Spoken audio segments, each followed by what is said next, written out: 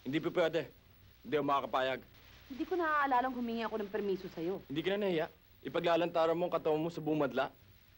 Eh, ano ngayon? Hindi mo naman katawan to, ah.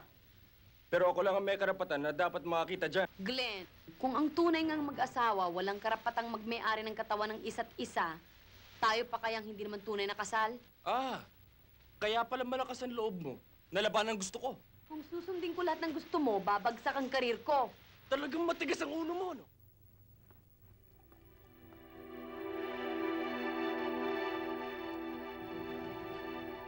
I'm leaving you, Sheila. Makakahanap ka na ng tau-tauhan mo at manikan mo paglalaroan mo. Thank you.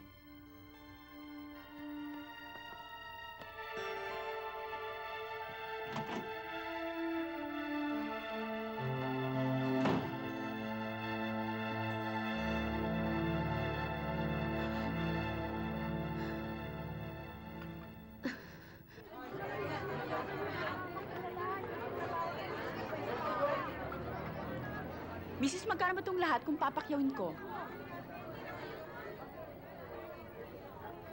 Dapat nga libre na itong lahat dahil may utang ka pa nga sa akin eh. Bruhat ka! Naku, ang ganda-ganda mo. Naku, thank you. Ano, kamusta ka na? Naku, ang tagal-tagal na natin di nakikita. Oo nga eh.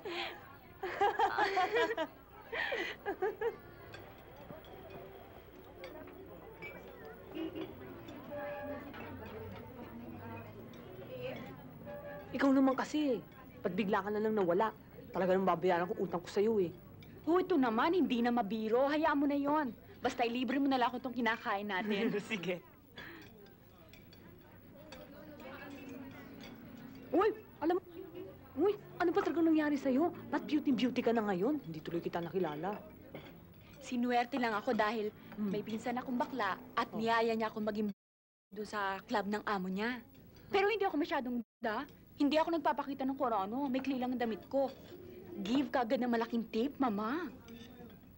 Hindi ka ba nahihiya? Deng, pag iniisip ko mag-uwi ako ng daang-daang datong, lumilipad ang hiya ko, no? At saka, mas nakakaya nga magtinda sa bangketa. Parang ikaw pa nagmamakaawa sa mga customer, no?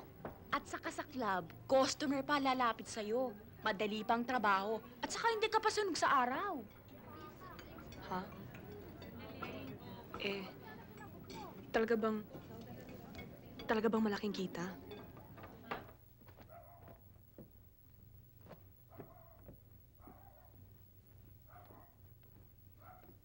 Siya nga pala, bakit kulang yung binigay mo sa akin sweldo kahapon? Eh, bumili akong bagong sapatos eh. Tinan mo. Mukha naman matibay, di ba? Bumili ka pa. Sana pinaayos mo na lang yung luma mo. Nakapagtipid pa sana tayo. Ikaw talaga. Paggastos ko, napakakuripot mo. Pero pag luho mo naman, akala mo, milyonarya ka. Dahil yun ang plano ko maging. Nangarap na naman ang misis ko.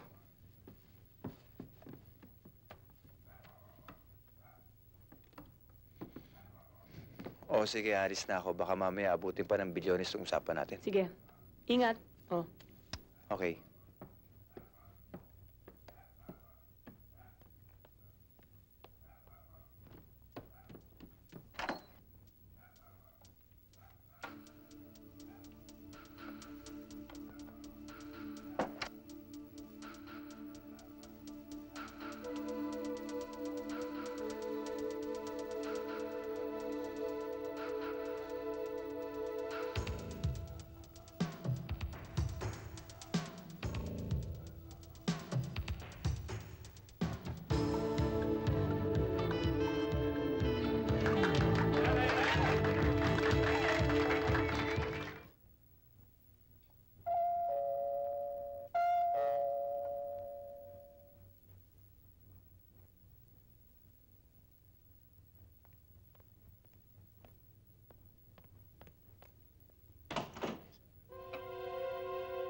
Sino kayo?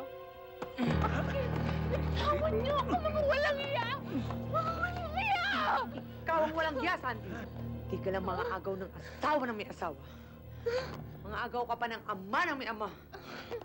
Hindi ako narito para sa akin sarili. kundi para sa akin dalawang anak. At ito'y para kay Rina. At ito'y para kay Dennis. At ito'y para sa anak mong magiging